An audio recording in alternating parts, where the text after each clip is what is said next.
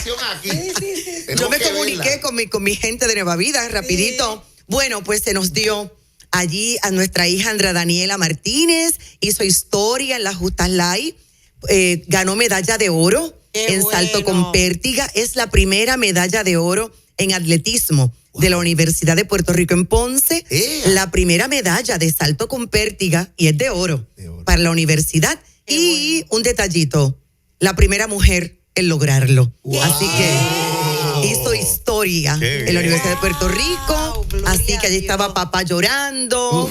Allí estaba ella también llorando cuando recibió la medalla. Y voy a hacer reír a Juan Carlos. Y cuando el director atlético, el señor Aníbal Montes, le puso la medalla, le dio un beso en la frente y la bendijo.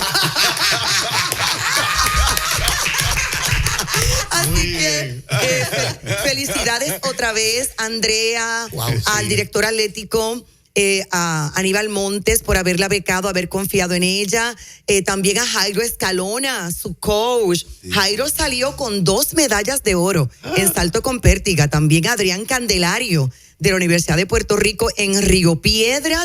Jairo siempre nos sintoniza. Los 2 que llevó, los 2 ganaron medalla de oro. Así que estamos felices por esos logros, y también felicidades a todos los atletas que se esforzaron por un año mínimo un año, y otros por muchos años, y que participaron en las Justas Live. Wow, Marlene, y yo también le decía a Marlene, me gustaría ver ese testimonio, que vinieran acá, porque hubo también, a mí me sorprende cuando hablábamos ayer de la palabra profética, cuando hay una palabra, pero a veces no sucede inmediatamente. Claro. Que la palabra tiene un tiempo, pero tú estás esperanzado en decir, wow, Dios no es mentiroso. Pero cuando te da una palabra y es el tiempo de Dios, se cumple. Ese factor es también importante en la discusión. El alineamiento a esa palabra del Señor, y esa palabra que no permite que te rindas, que no permite que te quites. Así que estamos contentos. El tiempo se nos va a las millas. Vamos a las preguntas. Vamos contigo, Juan Carlos, que está larga. Santo Jesús, vamos a ver cómo tú resumes eso. Bendiciones, les escribo desde Illinois. Tengo curiosidad por algo. Siendo David alguien que, según entiendo, lucha mucho consigo mismo, con sus pensamientos y emociones. Si no es así, por favor, corríjame. ¿Hubo algún momento en su vida en el que dejó de tener esas luchas? ¿Llegó a una etapa de madurez donde ya no sufría tanto emocionalmente? Y otra cosa, ¿pecaba David cuando se sentía triste o melancólico? Muy bien. Y ella narra, ¿verdad? Un evento que personal vivió, pero que le hacen aflorar esas preguntas. Exactamente. Son 3 preguntas importantes. David sufrió y tuvo luchas hasta el final. Voy a darte Biblia. La madurez no te exime de dolor. La madurez no te exime de tentaciones, de lágrimas y de luchas. Eso es muy importante. Y sí, David pecó. La Biblia dice que él tuvo un corazón conforme al corazón de Dios, pero pecó. Ahora, ¿cuál fue la progresión de los pecados de David? Porque esa es nuestra enseñanza. Número 1, descuidó su deber como rey al permanecer en Jerusalén, en lugar de cumplir la responsabilidad de dirigir a su ejército en el campo de batalla. Aquí tenemos una regla, la regla de que tenemos que estar en el lugar correcto, en el momento correcto, y no en el lugar incorrecto. Número 2, tiempo de ocio. Estaba ocioso en ese momento. En lugar de estar haciendo algo productivo, en ese momento estaba ocioso, y no podía estar ocioso en ese momento. Tenía que estar trabajando en su responsabilidad. 3, en ese tiempo de ocio, él no estaba recreándose en algo positivo. Él estaba mirando con lujuria a una mujer, a Betsabé. No solamente coqueteó con sus pensamientos y miró incorrectamente a Betsabé, sino que comenzó a preguntar por ella, y hasta el punto que mandó a llamarla, incluso cuando él sabía que estaba casada, y no casada con cualquier persona, casada con un hombre fiel, con un hombre leal a él, al rey David. Luego siguió avanzando, siguió progresando, porque la Biblia dice que un abismo te lleva a otro abismo, y cometió pecado de adulterio con Betsabé. No solo esto, sino que la dejó embarazada, y yo no creo que haya sido al primer intento, al primer acto sexual que quedó embarazada. No. Intentó entonces encubrir su pecado, porque el que peca trata de encubrir su pecado, y lo hizo desastrosamente, colocando a Urías, a su esposo, en una posición de guerra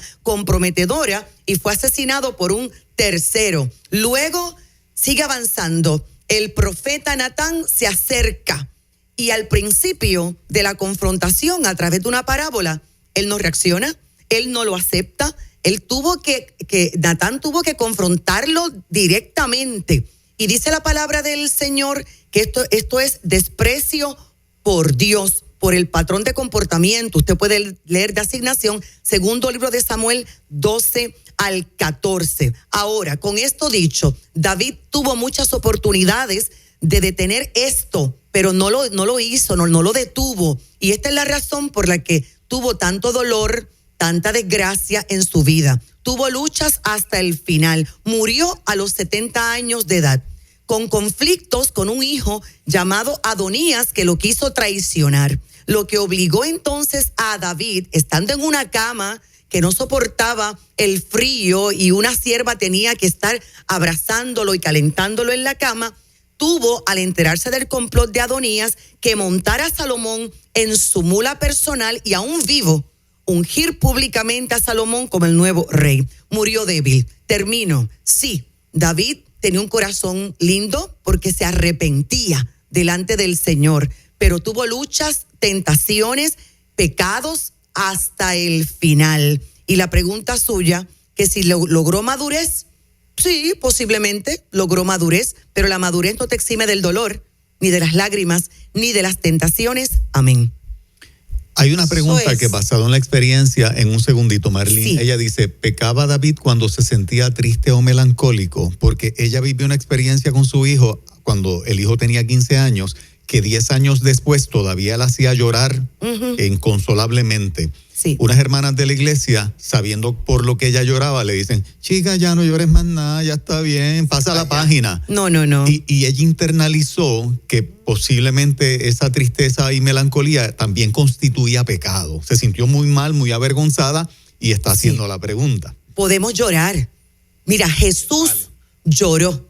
Y no es pecado. Y no es pecado en varias ocasiones. De hecho, hay que ventilar, hay que llorar, hay que buscar ayuda. Siempre hay un tiempo de luto, un tiempo de duelo. No es pecado llorar.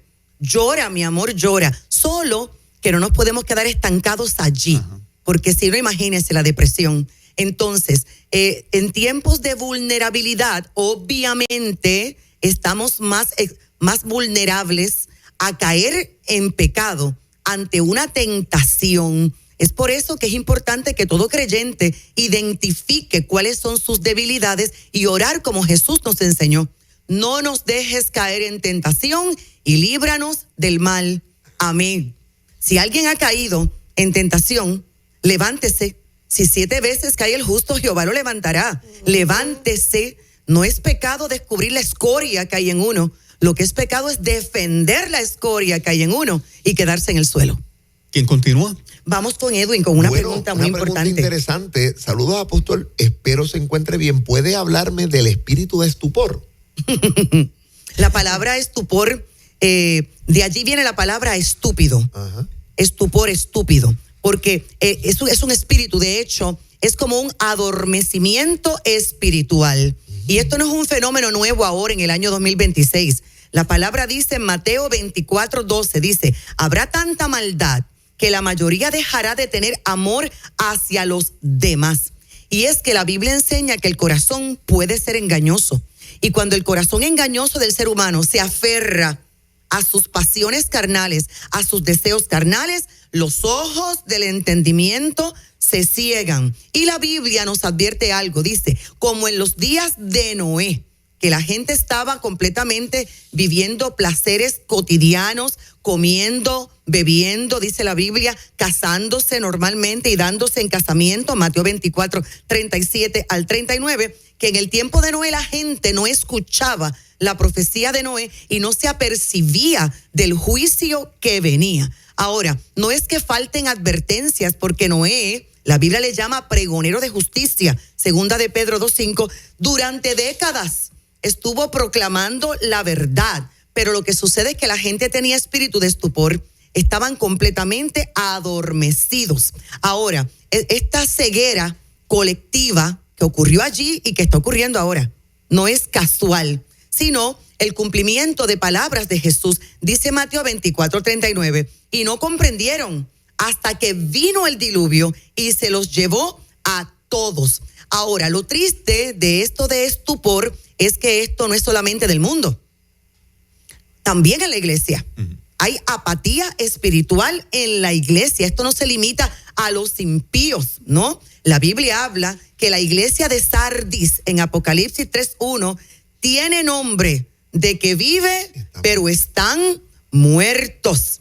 El estupor puede ser juicio divino, pero también es una consecuencia de la obstinación humana, donde Dios habla y vuelve a hablar.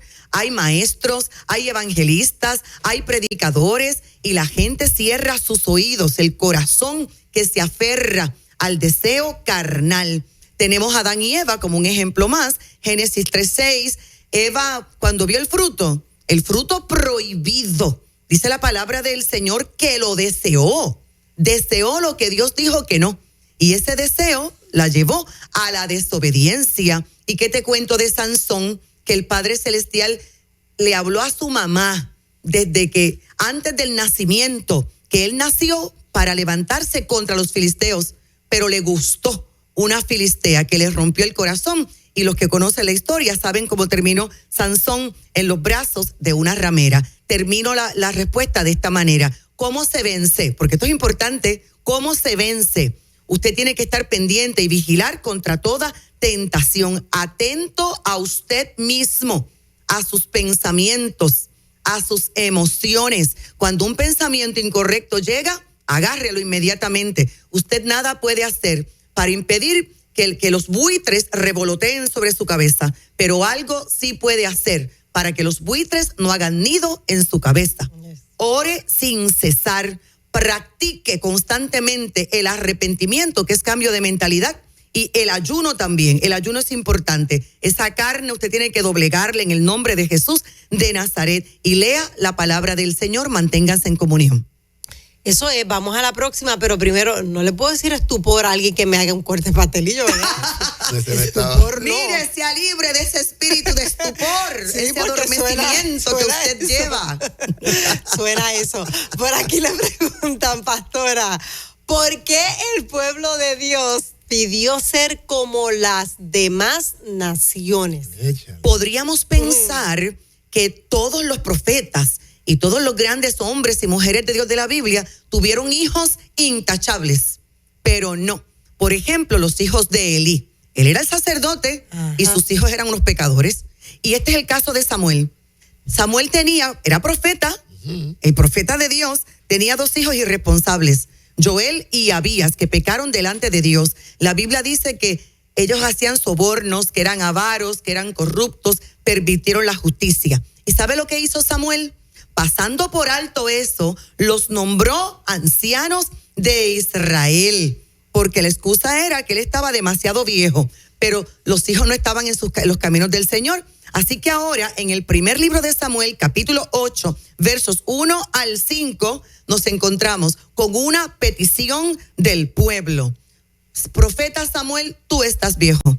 Profeta Samuel, tus hijos no andan en los caminos del Señor y no están capacitados para gobernarnos. Ante este dolor, te pedimos algo, que nos nombres un rey como las demás naciones tienen rey, un rey que nos gobierne, porque entendemos que un rey nos va a gobernar mejor que tus hijos. Y repito, y tú estás anciano. Fue en ese momento que el profeta Samuel le consultó al Señor. Al Señor no le gustó el tema de que se considerara viejo al profeta Samuel, porque todavía su tiempo no había terminado. Y entonces el Señor dice, pues ¿quieren rey? Vamos a darle rey. Y le dio como rey al rey Saúl de la tribu de Benjamín, y ese fue ungido como el primer rey de Israel, un hombre que no lo hizo correctamente, ya Dios lo había advertido, pero es que el pueblo, aún escuchando la advertencia, prefirió un rey a vivir bajo el gobierno de los irresponsables hijos del profeta Samuel.